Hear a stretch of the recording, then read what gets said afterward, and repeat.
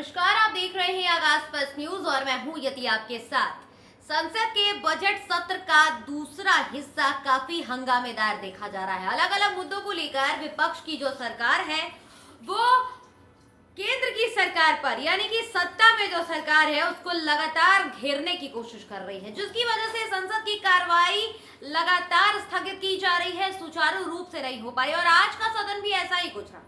बता दें कि कांग्रेस के नेतृत्व में विपक्षी दलों ने मतदाता सूचियों में कथित गड़बड़ियों के कारण चुनाव प्रक्रिया की विश्वसनीयता पर सवाल दागे और संदेह भी दागा।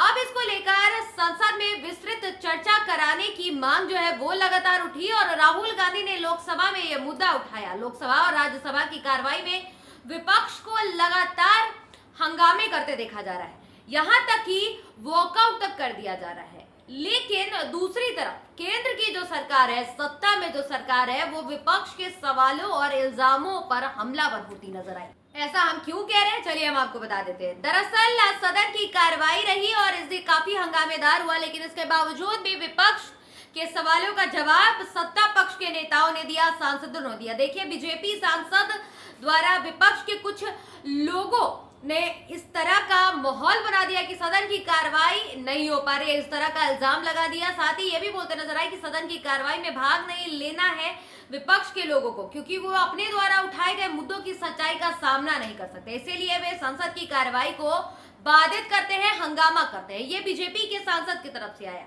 देखिए, स्पीकर सभी को पर्याप्त अवसर देते हैं, ये हम सभी जानते हैं। स्पीकर द्वारा हर किसी को मौका दिया जाता है, लेकिन फिर भी जिस तरह से विपक्ष लगातार बयानबाजियां करती है, हंगामा करती है, ऐसे सदन की कार्रवाई कहीं ना कहीं रुकती है। बता दें कि बीजेपी सांसद प्रवीण खंडेलवाल ने कहा कि विपक्ष के कुछ लोग जानबूझकर इस तरह का वातावरण बनाते हैं ताकि सदन की कार्रवाई आगे ना हो। उनके जो सवाल होते हैं उनको उसी सवाल का जवाब सुनने की हिम्मत नहीं होती है, सच्चाई का सामना नहीं करना चाहते हैं वो लोग, इसलिए इस तरह की जो चीजें हैं कार्रवाई को बाधित कर देते हैं। अब स्पीकर सबको मौका दे रहे थे, तो इस दौरान और किन मुद्दों पर विपक्ष के सवाल आए और कैसे कैसे एक एक करके सत्ता पक्ष ने विपक्ष के सवालों का जवाब दिया है, ये जान लीजिए।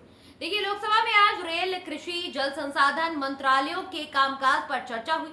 हिंदी को बहुत पहले राष्ट्रीय भाषा के रूप में अपनाया गया था, ये हम सभी जानते हैं। इसको लेकर के इसके अलावा बता दें कि उपभोक्ता मामलों के केंद्रीय कैबिनेट मंत्री प्रहलाद जोशी ने भी फूड सिक्योरिटी एक्ट को लेकर बड़ा बयान दिया। लोकसभा में झारखंड के झरिया और गोड्डा के कोयला खदानों में जिस तरह से आग धधक रही है, इसके जुड़े मामलों पर भी सवाल उठाए गए, लेकिन कोयला मंत्री किशन रेड्डी ने इस पर विस्तृत मामले में जानकारी दी। उन्होंने पूरा का पूरा जो भी सवाल आया था उसका कमाल का जवाब दिया। सोशल मीडिया पर उनका जवाब लगातार वायरल हो रहा है।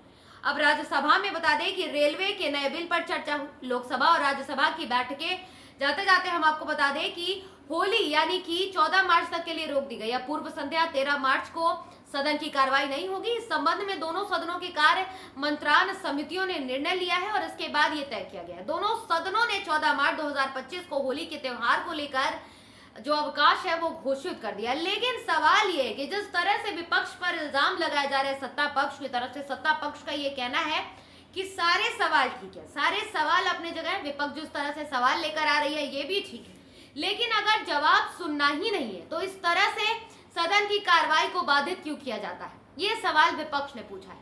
आप इस पूरे मामले पर क्या राय रखते हैं, आप हमारे कमेंट सेक्शन में जरूर बताइएगा। फिलहाल इस खबर में इतना ही। देश, दुनिया और बिहार झारखंड की तमाम खबरों को देखते रहने के लिए बने रहें आगाज फर्स्ट न्यूज के साथ। अगर अभी तक आपने हमारे यूट्यूब चैनल को सब्सक्राइब नहीं किया तो जल्दी हमारे यूट्यूब चैनल पर सब्सक्राइब कर दे, साथ ही हमारे फेसबुक पेज को लाइक और फॉलो जरूर करें। धन्यवाद।